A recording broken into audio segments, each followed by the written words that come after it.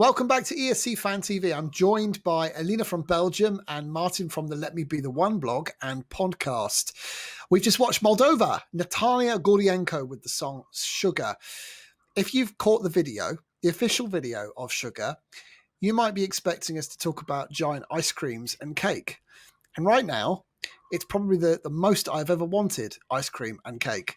This was definitely not ice cream and cake, was it, Martin? No, not at all. There's nothing really in the video that's on stage apart from the personnel, because I think the four dancers that are with her are the four guys that are dressed in red tops and had all the things over their faces. I think it's the same people, because that's the only similarity between the video and the stage show.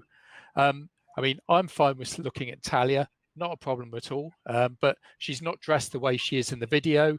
And it just seems to me as though that was going through the motions, and we're going to see more, because the backdrop was fairly generic, and we've just been discussing it before the show. Something triggered in my mind that I'm sure that Kano Spirit in the Sky video that was going on behind them changed from the rehearsals to the actual show. So it could happen with this. And yeah, it just seemed very sedate, but it was watchable, and she was obviously able to sing I loved her husky, sensual voice, which obviously suits her. She's more happy with doing it down low rather than going for the big notes. And yeah, so I think we've got more to come in the second rehearsals. I hope so anyway. Her vocal was great, actually. I have to say, she was on point. The choreography was largely on a kind of a square rotating stage, and she, for the first time I think at Eurovision this year, we've seen four dancers, bare-chested dancers, didn't we, Alina? I didn't even notice. We did see bare-chested. I didn't just imagine that, did I? Did I miss that? Oh shit! Martin, help me out. No, I was looking at Talia. I've got a clue what they were wearing. So yeah. I'm fairly certain they were bare-chested. Did you miss that?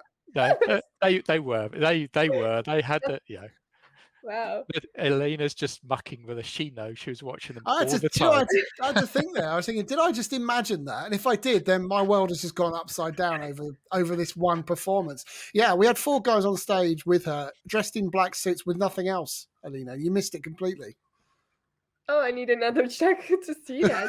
I was so happy that there weren't ice cones and cake on the stage that I just was not noticing the dancers being maybe half naked. Maybe. It's interesting because, Martin, you're right.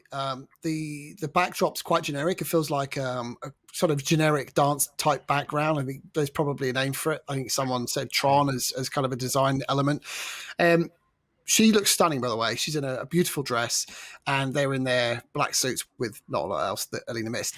But I just wonder whether, when we come to second rehearsals, whether we'll suddenly see a departure back to something from the video. Maybe we'll start to see the introduction of cake and ice cream on stage. Who knows? But it was a very smart run through, great vocally, worked visually.